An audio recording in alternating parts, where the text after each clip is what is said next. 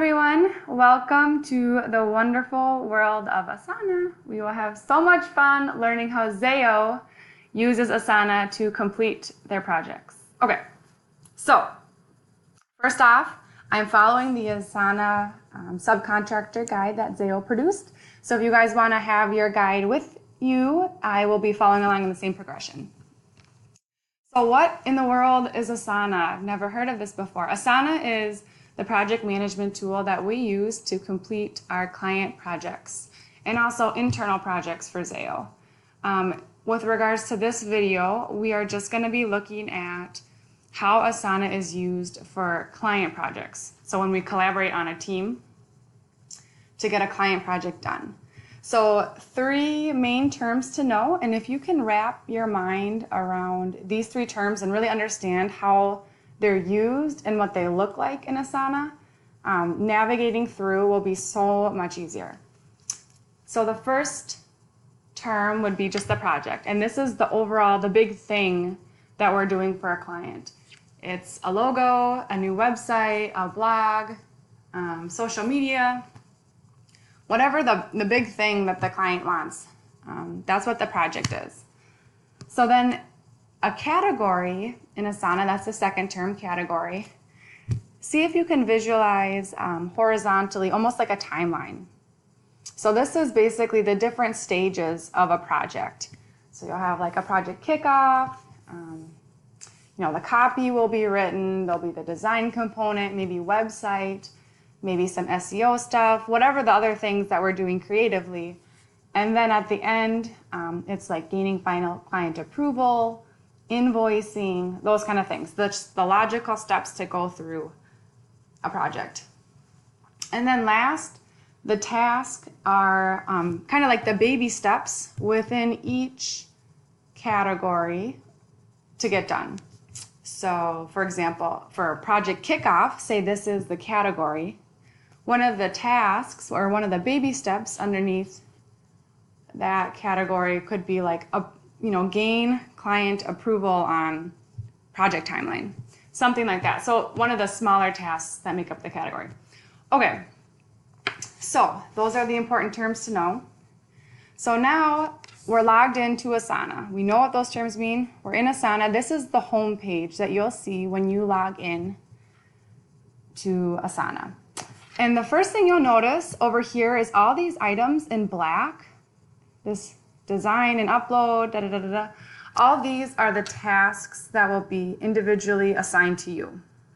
So in black, they're the tasks. This little ABC here is just a mock-up example, but all of our clients have a short acronym that we can quickly identify who we're working on a project for. So for this example, it will be ABC.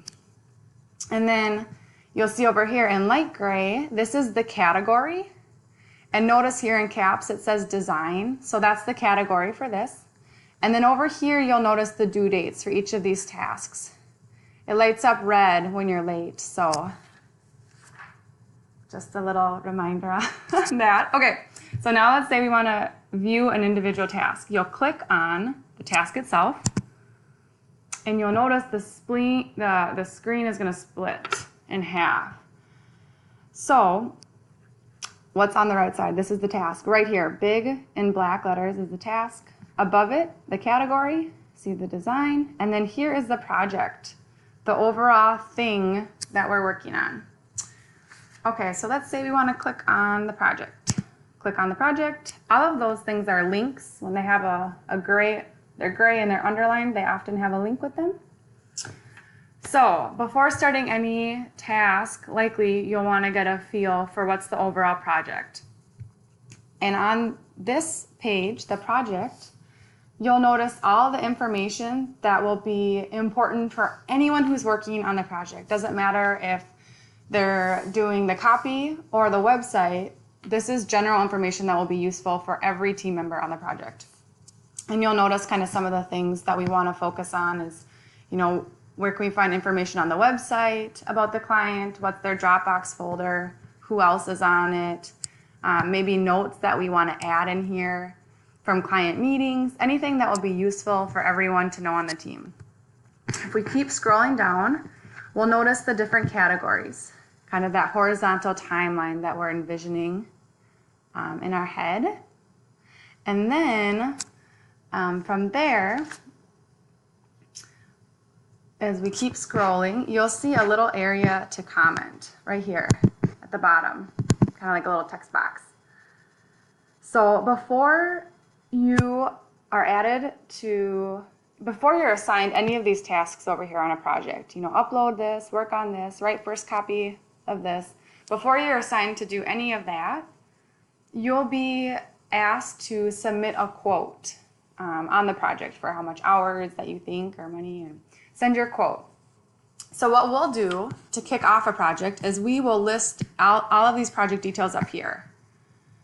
And then we are going to add you as a follower, which means basically you'll get a notification when we ask for a quote. And we'll type something along the lines of this, like, hey, new exciting project, read over, send your quote, please and thank you, kind of thing. And this is all still on the project page, just so we know where we're at. We've seen the categories, but we haven't clicked on those yet. So still on the project page.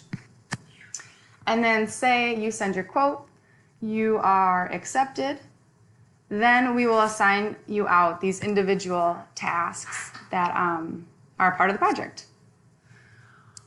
Okay, now let's go to the categories. That's enough with the project. Go into the categories.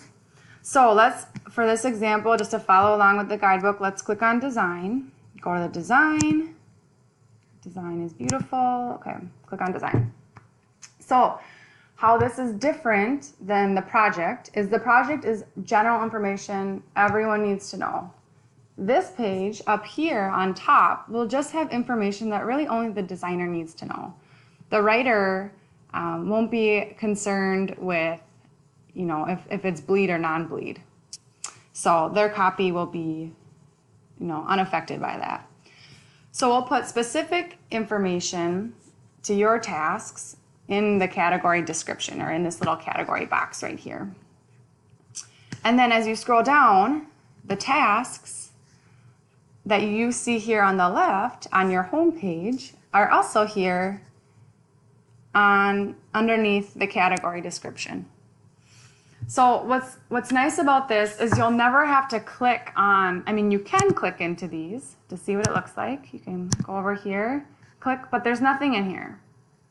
So the reason for just assigning you these tasks is so that they show up over here on your homepage when you log in. And then you can check it off, of course, when you complete it. But you'll never have to worry about clicking on any other page besides the category pages. Right here, all these category pages, and this main project page. So it's nice. We're only having a couple areas that we'll be working in and trying to keep it as simple as possible. Okay, so now we're on the next page that's entitled Tips for Completing Your Task. So when you're in the category page, so we're working on design, when there's other people working with you on this, you'll see they'll be listed as other followers. So right now it's just me because this account's set up for demonstration purposes, but there'll be other team members that are working with you, and you'll see like Sam and designer 1, designer 2, if there's more than one, different things like that going on. So when you have any comment or any document to upload, this is where you want to put it. This is where we want it to reside and dwell forever, in the category page. So when you're thinking of commenting or when you're thinking of uploading, look for those caps, those words in caps: design, kickoff, copy, all those things. Think of the caps, because that's where we want you to post things. It will help it make it super easy to find previous comments or previous documents if we're not posting things in the tasks or in the project, but only in the category. And then, so say we have a question about something like, hey, this is interesting. I don't know. I didn't get any direction on bleed versus non-bleed. So you can just go into the comment area, and every single page will have a little comment area. but we just want to do it in the category, and you'll type the @ sign, and then you will start typing the first name of who you want, and then you can type your question. You can type. Okay, is this bleed or non-bleed? And then you can just click comment. Boom. And then this Alex girl will get a notification, and she will know that you sent a comment to her, and she can hop back in Asana and reply. Okay, let's see. So you'll see everyone who is following here, and when you upload a document or comment, they will get a notification as a follower. So now, moving on, say you're ready to upload your first draft. You did exactly what you needed to do, and you're ready to submit it. We'll be in the same page, this design page, and you'll just click on this paperclip up top, and then you'll locate your file in there. So you'll notice that we have version 1A, version 1B, version 2, you know, these different names and naming criteria. So just to get a little overview of how Zayo does feedback and revisions, basically the designer or the writer or whoever is a creative person at this time will make their first draft of something. Internally, Zayo will give feedback. The creative will update it, and then we'll send it to the client. And the client will look at it twice to give feedback before we gain their final approval. That's like the stencil or the ideal type of process that we have with our projects going through the revision process. But not every single project goes through that cookie cutter process. So the hot potato chart,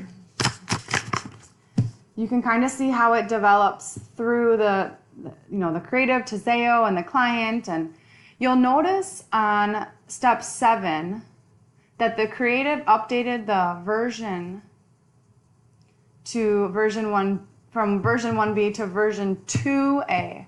So every time we are making an update with client feedback involved, we'll update the number.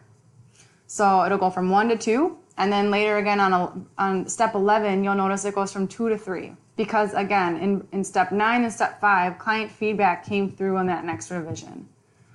But when we're just doing internal rounds of revision within Zayo, we'll progress through the alphabet. So you'll notice on steps 1 through 3, it doesn't go from 1 to 2, but rather it goes from A to B. Okay, and that will become more clear as you keep going through stuff. But this is the Asana version of that hot potato chart. Very beautiful. So, and overall, just the goal of labeling things this way is so that it's really clear to the project manager and to the client where they're at in the revision process. It's so that we don't let projects get out of scope, and also to help clients see the seriousness, just to basically sit down, give their feedback and kind of more consolidated feedback, fewer times versus trickling in dozens of feedback over a couple weeks that just drag out projects and suck up a lot of time. Let's see here. Okay, and then say you've completed a task. Say we've done this. We uploaded it right here. Finding it through the paper clip up here. We found the document, uploaded it.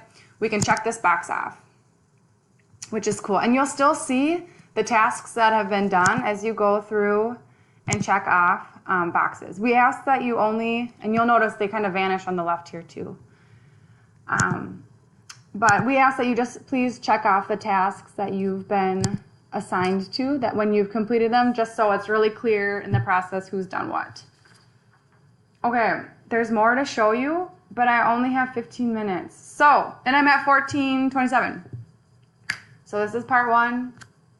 This is time for bathroom break, coffee, stretch, nap, and then stage 2 is coming shortly. It'll be way shorter.